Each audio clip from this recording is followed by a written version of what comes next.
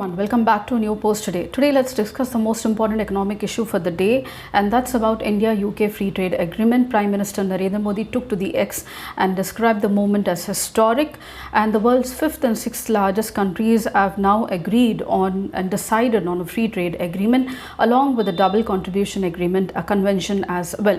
India and UK have finalized a free trade agreement poised to boost the economic and growth trade and relations between the two countries.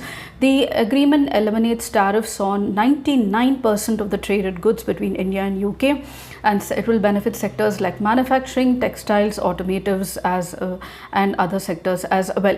Now, the agreement eliminates tariffs on 99% of Indian products entering in the UN market. So, for example, if India is exporting 100 goods, 99 goods will see nil tariffs, which facilitate movement of it also facilitates movement of Indian professionals to Britain for employment opportunities without altering UK's existing point-based immigration framework. And now they have finally agreed on the agreement 3 years after intermittent discussions. The trade volume existing between India and UK is about $21 billion as of 2023-24. They aim to take the trade to $100 billion by 2030. The goods exchange during April-January 2024-25 reached $21.33 billion, surpassing the previous decades of $20 billion. And now India maintains a favorable trade relationship with the US. Let's look at most important points of what exactly does it mean for India.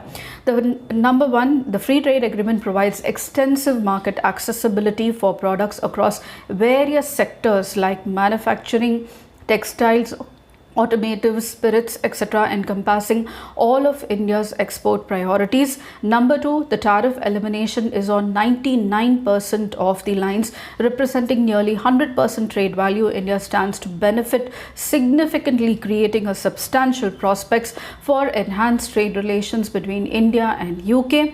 Number three, the agreement delivers a favorable outcome for manufacturing in both labor-intensive and technology-driven industries. It creates new export avenues for diverse sectors like textile, marine products, leather, footwear, sports, toys, gems and jewelry.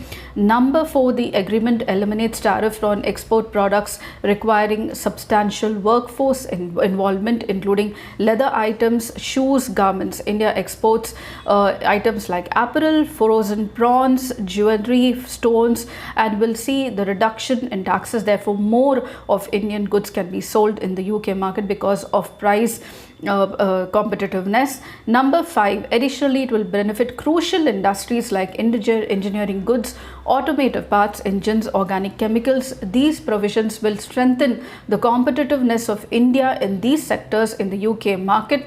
Number six, the FTA will create job opportunities at home because of boosting of these goods in UK. Number seven, notable benefits for British industries include Scotch whisky duties from 150% to 75% now. So Scotch whisky of Britain will be cheaper in India, eventually to 40% and much more cheaper. This in turn would translate into cheaper Scotch whisky for Indians from UK. Number 8 is automotive duty rates will decrease from the current level of 100% to just 10%, and the quota restrictions in place also will come down. UK made cars such as Jaguars and Land Rovers will see a decrease of 100% duties to just 10% under the quota system, facilitating greater access to the Indian automotive market. That means cheaper cars of UK and India. But I wonder whether they will be good for the Indian roads and the traffic system. Now, number 9, India successfully negotiated inclusion of additional professional categories like chefs, musicians, yogis, along with the UK visa pathway. So more of these people now can go and work in UK. Number 10, India stands to gain from the UK Free Trade Agreement commitments across multiple service sectors like encompassing the ITs, financial service, professional service and educational service as well. So more of these services can go to UK. Number 11, the trade pact features reduced import duties on diverse products, delivering advantages to Indian businesses and consumers alike. The items covered include cosmetics, aerospace parts, lamb, that's meat, medical devices, salmon, electronic machinery, soft drinks, chocolate and biscuits as well.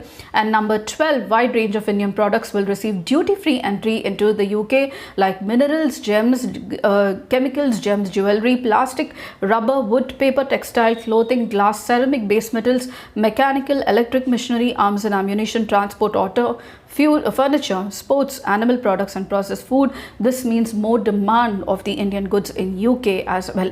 And it also sees a significant request regarding a double contribution convention agreement will protect the professionals from paying a duplicate national insurance or a social security contribution while they work in either nation. The social security agreement, which India considers a huge win on its side, was one of the 3 agreements under negotiation along the trade and the investment pacts.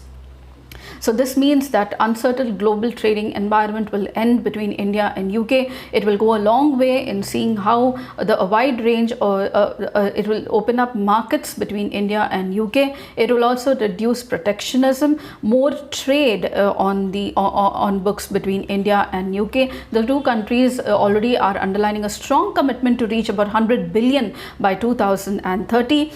India is close to awaiting FTAs now with US and EU as well, looking at the troubled global situation, especially with rising protectionism. And we already have had FTAs with US, with UAE, Mauritius and Australia very recently. The FTA with UAE is working very well and favorable to India.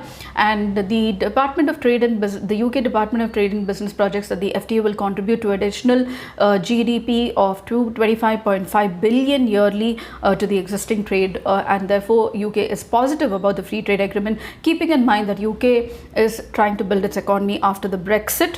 And India's CII has characterized the free trade agreement as a transformative accord that demonstrates mutual dedication to strengthening financial connections, enhancing trade and also conducive business environment. They are guided by the 2030 roadmap between India and UK, a timely agreement that will advance strategic partnership between India and UK, steering bilateral trade towards the ambitious target of $100 billion by 2030.